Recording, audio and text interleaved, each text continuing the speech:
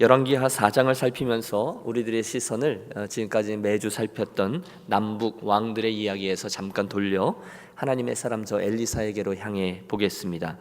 이 열왕기하 4장에는 엘리사를 통해서 일어났던 기적 4가지가 기록되어져 있는데 다 살필 수는 없고요. 오늘은 첫 번째 기적을 주로 살피면서 그 이야기가 오늘 우리들에게 무슨 의미로 다가오는지 함께 나누며 은혜를 나누겠습니다. 오늘 1절은 이렇게 시작되고 있습니다. 선자의 제자들 아내 중에 한 여인이 엘리사에게 부르짖어 이르되 당신의 종 나의 남편이 이미 죽었는데 당신의 종이 여호와를 경외한 줄은 당신이 아시는 바니이다. 이제 빚준 사람이 와서 나의 2아이를 데려가 그의 종을 삼고자 하나이다 하니. 여러분, 이 본문을 읽어 내려가는 것만으로도 참 마음이 아픕니다. 이 상황이 남의 집 이야기 같지가 않기 때문에 그렇습니다. 저의 가정의 이야기이기도 하였고요. 또 오늘 동일한 이야기 한가운데를 통과하고 있는 목사님들 또는 전사님들, 선교사님들의 이야기도 될 것입니다. 아마 사역자의 아내들은 이 이야기 속에서 본인들의 이야기를 금방 발견하게 될 겁니다. 하나님은 언제나 당신의 사람들을 훈련시키는 스트럭처를 가지고 계셨습니다. 전에 엘리야 선지자 때나 오늘 엘리사 선지자 때에도 거기에 선지자 학교가 있었습니다. 그리고 그날 그 신학교에 와서 훈련을 받던 사람들 이야기가 이어지고 있습니다. 여러분, 중간에 하나님의 부르심을 받고 신학교에 들어간 사람들 치고 하나님과 저들 사이에 스토리가 없는 분들이 없죠. 문제는 신기하죠. 보통 신학생들 하면 요즘은 좀 상황이 달라졌는지 모르겠어요. 하지만 대부분 아마 19 정도는 대부분 가난한 형편에 있습니다. 이게 전형적인 스토리입니다. 전부는 아니지만 신학생들은 경제적으로 넉넉하지 못합니다. 경험적으로 우리가 겪습니다. 그러므로 우리들 가운데 신학생이나 유학생 또는 전사님, 선교사님들 계시다면 그러려니 하십시오. 그게 전통입니다. 전통. 성도분들도 알아주십시오. 그런데 하나님의 일꾼을 세우는 것은 교회 공동체가 잘해야 되는 일 아닙니까? 우리가 해야 될 일들이 있죠. 그들을 잘 격려하고 세우고 외롭지 않게, 그래서 좋은 공동체 안에서 그 공동체가 산실이 되어 좋은 하나님의 사람들이 자라나게 되는 것, 그게 아름다운 교회의 모습일 것입니다. 여러분, 그 스토리들이 있다라고 말씀드렸는데, 그렇죠? 우리 교회도 목사님들이나 전사님들이나 또는 선교사님들 보시면 평범한 사람들이 있습니까? 여러분 무슨 얘기하는지 잘 모르시겠죠? 모두들 특별한 스토리들을 가지고 있어요. 그러니까 중간에 제정신이 아니어서 전공을 바꾸고 신학교도 가고 때로는 마음고생도 하고 훈련에도 임하고 그렇게 되더라는 거죠. 그런데 이제 오늘 제일 먼저 지적하려고 하는 것은 사역자들에게 하나님께서 시키시는 까마귀 체험, 까마귀 훈련들이 있다라는 것입니다. 누구나 극복해야 되는 일들인데 모든 그리스도인이 극복해야 되지만 특별히 주의 종의 길을 가는 사람들은 이 부분을 반드시 넘어가야 된다는 거죠. 하나님과 함께 추억이, 하나님의 스토리로 눈물이 젖은 빵을 먹어보지 않은 사람하고는 얘기하지 않습니다. 그게 이제 우리들 하는 얘기죠. 요즘 한국에 1000만 관객을 넘는 영화 중에 베테랑이라는 영화가 있습니다. 보신 분 계세요? 베테랑. 그 중에 보면 황정민이라는 경찰인데요, 아주 자존심이 강한데 무슨 상황 중에서 자존심이 상해서 그런 얘기를 합니다. 대사가 이거예요. 야, 우리가 가오가 없지 야, 우리가 돈이 없지 가오가 없냐? 이게 이제 그 영화 중에 나오는 대사예요. 한 번씩 보십시오. 제가 그 대사, 그 영화를 보다가 큰 은혜를 받았다는 건 아닙니까? 우리가 돈이 없지 가오가 없냐, 정말 맞는 얘기죠. 하나님께서 책임지시는 부분에 대한 자존심 이야기입니다. 그래서 목회를 한다거나 사역을 하는 분들은 대부분 이것은 하나님께서 하셨습니다, 이것은 하나님께서 채우셨습니다라는 추억들이 훈련되어져야 된다는 거죠. 그런데 이 이야기를 그렇게만 적용하고 넘어갈 수가 없습니다. 그렇지 않죠. 사역자들 뿐이 아니라 저와 여러분 모든 그리스도인들은 얼마든지 이야기를 가지고 일반화시킬 수가 있습니다. 하나님의 채우심, 그리고 하나님의 공급하심, 이것이 아니라면 한순간도 살 수 없습니다 라는 고백이 사랑하는 여러분, 저와 여러분에게도 분명히 자리하게 되시기를 바랍니다. 저와 여러분들이 중간중간 교만해져서 미국에서 부부가 열심히 뛰면 그래 입에 풀칠 못하겠느냐 그렇게 말하지만 여러분 그렇지 않습니다. 하나님이 챙겨주시고 하나님께서 도와주시지 않으시면 우리는 아무리 풍요로운 나라에 산다 해도 절대 빈곤 속에 살 수밖에 없습니다. 제가 자주 경험했습니다. 산에 진미가 쌓여 있고 냉장고에 또는 팬트리에 아름다운 좋은 음식들이 잔뜩 쌓여 있어도 자기 힘으로 그 음식을 자기 것으로 취하지 못하는 분들 많이 있습니다. 건강 문제인 거죠. 그러므로 오늘 선지자 생도의 아내 이야기를 시작하면서 저는 오늘 우리가 그런 신학생들뿐이 아니라 또 좀 더 넓게 적용해서 결국 하나님이 제 인생의 공급자입니다 라는 분명한 고백이 이 아침에 한 번 더 우리에게 있게 되시기를 바랍니다. 문제는 지금 그런 고난을 감내하면서 순종해왔던 가족들 가운데 더블 메이저로 고생을 하는 가족이 생겼다는 것입니다. 하나님의 부르심을 강하게 느껴서 집 다 팔고 헌금하고 주님만 바라봅니다 하고 신학교 갔는데, 그래서 애들 분유값 걱정하고 피아노 레슨도 하나 시키지 못하면서 매달 기적과도 같이 생활하며 공부하고 있는데 갑자기 남편의 건강에 이상이 생겼고 그만 그 남편이 세상을 떠나게 된 것입니다. 여러분, 그런 경우 가장 힘든 사람이 누구일까요? 그 신학생 또는 그 전도사님이야 그러려니 하는데 문제는 남겨져 있는 가족들이죠. 여러분, 오늘 우리식으로 해석해 보죠. 병원들을 오가느라 그나마 있는 것도 다 날리고 카드들은 더 이상 돌려막기를 할 수 없게 되었고 라면이라도 사서 끼니를 띄워야 하는데 가족 친지들에게 손을 벌리다 못해서 이제는 내 전화도 안 받게 되는 상황입니다. 전화할 데도 없어요. 정말 극한 상황에 몰렸는데 그날 아침에 냉혹한 빚쟁이가 와서 최후 통첩을 한 겁니다. 이달까지 빚을 갚지 못하면 두 아들을 종으로 데려가 버리겠다는 것입니다. 여러분, 구약시대는 그런 일들이 많았어요. 빚을 갚지 못하면 종이 되었거든요. 여러분, 성경 속에 있는 신학생 생도의 집 이야기로만 듣지 마십시오. 저와 여러분 집에도 얼마든지 이런 일이 있을 수 있습니다. 돈 문제, 건강 문제, 가족 문제, 누가 자신할 수 있습니까? 여러분, 우리 가족 중에 누구 한 분만 중병에 걸려도 정말 총체적인 난국에 빠지게 되는 게 우리들의 인생입니다. 그때 우리 어떤 반응을 보일 수 있습니까? 너무너무 암담할 때 말입니다. 보통 힘들 때 말고요, 최후로 힘들 때 말입니다. 믿음으로 잘 살아보겠다고 신앙적인 선택을 하고 헌신을 하고 나름대로 열심히 했는데 상황이 꼬이면 어떻습니까? 더 억울하잖아요. 예수 잘 믿어보겠다고 했는데 안 좋은 일이 생기면 더 힘듭니다. 물론 우리는 머리로는 압니다. 하나님 가장 선하시지, 하나님 이 고통 속에서도 나와 함께 하시지, 하나님 반드시 이 과정을 통해서 가장 선하게 내 삶을 인도하시지. 우리는 다 알아요. 하나님은 미쁘사 너에게 시험당함을 감당치 못할 시험당함을 허락치 아니하고, 우리 암송하고 있어요. 다 알아요. 저 그렇게 믿는다니까요. 그런데 막상 있을 거처가 없어져 보십시오. 먹을 게 없습니다. 아내가 웁니다. 또 아이들이 웁니다. 어디 가서 도움을 요청할 곳도 없습니다. 이 선지자 생도의 아내와 같이 감당치 못할 상황 때문에 두 아들이 이번 달 말이면 종으로 팔려가야 된다라는 생각을 해보십시오. 엄마에게 얼마나 큰 아픔과 상처가 되겠습니까? 아침마다 눈을 뜨기가 싫죠. 무섭죠. 여러분, 그때 말입니다. 하나님에 대해서 섭섭한 마음이 안 생기는 게 이상하지 않겠어요? 이런 하나님이셨냔 말이야. 이러려고 우리 가족을, 이러려고 우리 남편을 불러서 선지자 학교로 보냈단 말이야. 정말 남의 일 같지가 않습니다. 왜냐하면 제 주변에 이런 일들은 흔히 일어나기 때문에 그렇습니다. 제게도 있고요, 친구들에게 있고요, 선후배도 있어요. 그런데 여러분, 이상하죠. 그런 집은 왜 그렇게 어려운 일들이 계속 겹치는지 몰라요. 또 공통점은 그런 집은 또 애들이 보통 셋 이상이에요. 또 그런 집 애들은 왜 그렇게 이쁜지 몰라요. 다시 본문 속으로 돌아가 보시죠. 큰일 났습니다. 이제 그 가족들이 빚 탕감 때문에 종으로 팔려가게 되었습니다. 그 상황에 이야기 서론이 길었는데요, 이 여인이 신학교 교장이었던 엘리사 선지자를 찾아온 것입니다. 갈 데가 없는 거죠. 최후로 찾아온 거죠. 자초지종을 말합니다. 눈물 없이 들을 수 없는 이야기가 맞춰질 즈음에 눈을 지그시 감고 있던 엘리사 선지자가 그녀에게 이렇게 말합니다. 2절, 엘리사가 그에게 이르되 내가 너를 위하여 어떻게 하랴?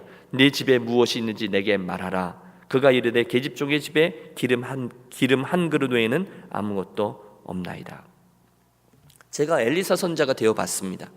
저는 목회자로 살아오면서 참 곤고한 가슴을 안고 제 앞에 와서 앉아서 이야기를 꺼내는 분들을 여럿 만나보았습니다. 정말 마음이 아픕니다. 어디 가서 하소연할 곳도 없고 마땅한 해결 방법도 보이지 않습니다. 정말 돈이 없어요. 정말로 해결해야 될 방법이 없어요. 제가 도우려고 해도 일시적인 도움은 드릴 수 있죠. 봉투를 좀 드릴 수도 있고 또 교회에서 구제비를 갖고 차용할 수도 있고, 하지만 너무도 제한적이고 일시적이에요. 눈물을 흘리고 때로는 그 일의 크기가 너무도 버거워서 도망가고픈 느낌을 가졌던 적이 있습니다. 그만큼 성도들이 처한 형편이 어려울 때가 참 많습니다. 엘리사가 그런 거죠. 딱 들어봐도 그녀의 상황이 한순간에 파악됩니다. 어떻게 해야 될까요? 그런데 뜻밖의 엘리사가 이렇게 이야기를 시작해요. 내가 너를 위하여 어떻게 하랴? 여러분, 뭘 어떻게 합니까? 돈을 좀 내놓아야죠. 급한 불을 꺼야죠. 적어도 애들이 종으로 팔려가면 안 되는 것 아닙니까? 그렇죠? 그런데 문제는 엘리사 선지자도 사실은 재정이 넉넉하지 않다는 겁니다. 저도요, 함께 섬기는 전사님들이나 신학생들에게 폼 재고 종종 하는 말이 있습니다. 말해봐, 뭐 어려운 거 있으면 말해봐, 돈 빼고는 다 도와줄게, 이렇게 얘기합니다. 그런데 돈이 급해요. 지금 그 형편입니다. 그런데 감사하게도 지금 엘리사가 그녀에게 질문을 던질 때 하나님께서 엘리사에게 영감을 주신 것이죠. 그래서 나온 질문이 네 집에 무엇이 있는지 내게 말하라. 사랑하는 여러분, 바로 그 순간에 이미 그녀의 문제는 정말로 모두 다 해결이 되어졌음을 믿으시기 바랍니다. 아니, 처음부터 그녀가 그 곤고한 상황에 하나님의 사람 엘리사에게 가기 위해 진문을 나설 때 그녀는 이미 이 문제에 대한 해결의 실마리를 붙잡게 된 거죠. 왜요? 하나님께 그 도우심을, 하나님께 그 문제를 구하며 가지고 나갔기 때문이죠. 하나님의 사람 엘리사에게 도움을 요청했으니까요. 이미 그때 하나님의 시선은 그녀가 문을 닫고 나오는 그녀의 집 안에 무엇이 있는지를 주목하고 계셨을 것이 틀림없으니까요. 함께 기억하고 싶습니다.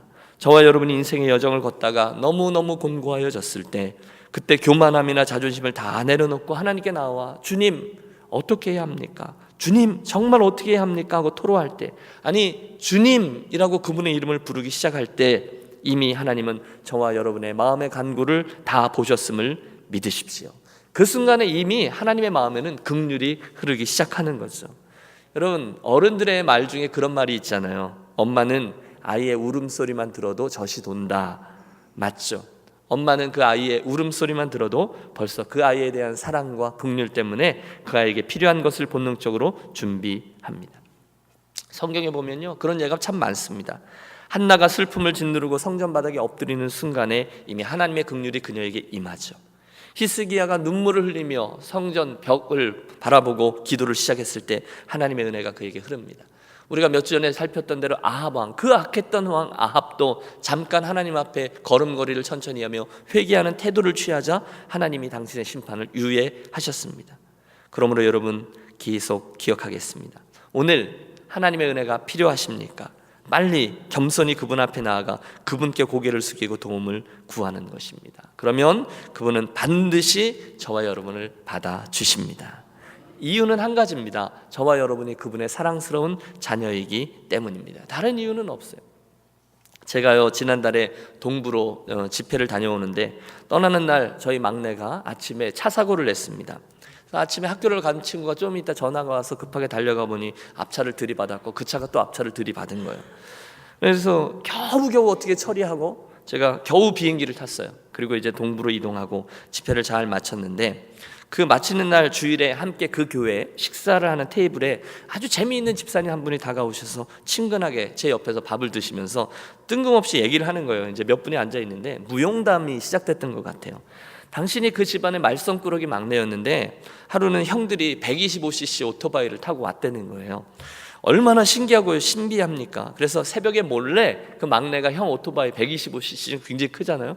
그걸 끌고 나가서 쫙 당겼는데 기분이 너무 좋더래요. 그래서 확 당겼는데 그만 그대로 저수지로 퐁당하고 들어가 버려서 오토바이와 함께 본인이 빠져버렸다는 거예요. 그러면서 무용담이죠. 자랑스럽게 저기는 일찌감치 오토바이 한 대 해먹은 사람이라고. 그래서 제가 물었어요. 집사님 그때 몇 살이셨어요?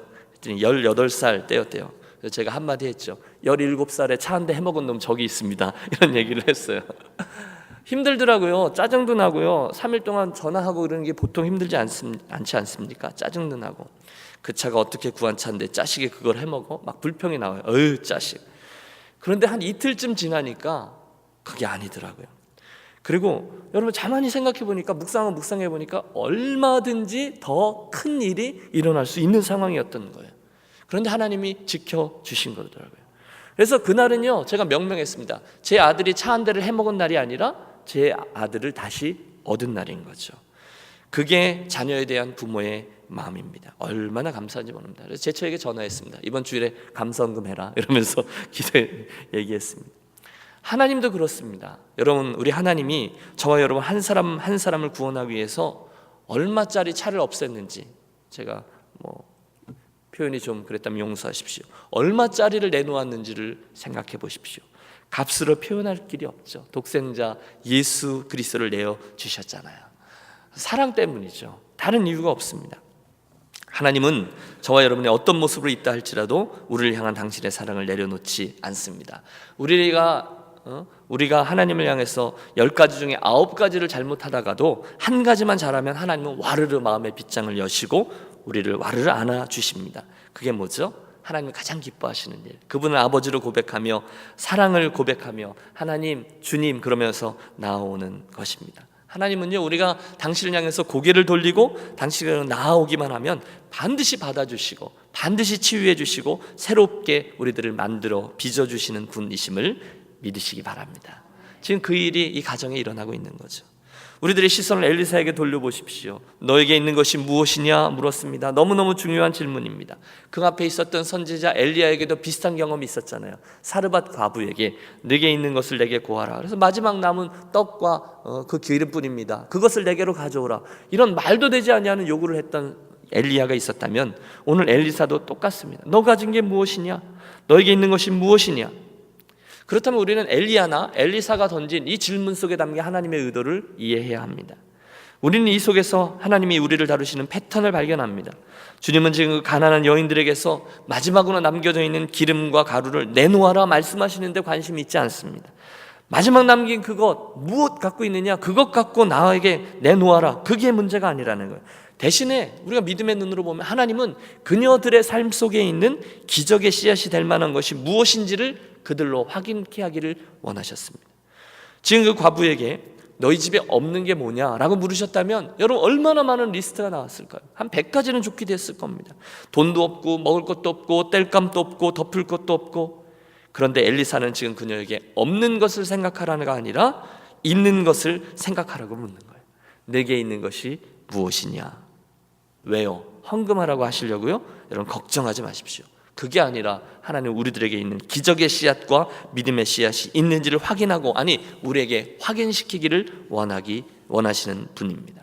그 순간에 그녀가 순종하잖아요. 집에 기름 한 그릇이 남아 있습니다.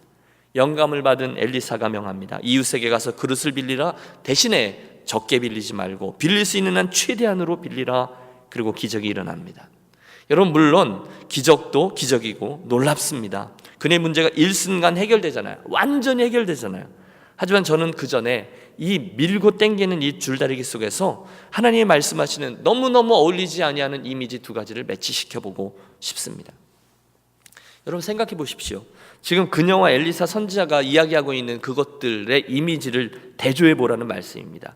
기름 한 그릇뿐입니다 와 많은 그릇, 많은 빈 그릇, 그것도 있는 대로 다 빌려오라는 많은 그릇, 이게 어울리는 이미지입니까? 안 어울려요. 기름 한 그릇하고 엄청나게 비어있는 그 수많은 그릇들은 매치되는 게 아니라는 거예요.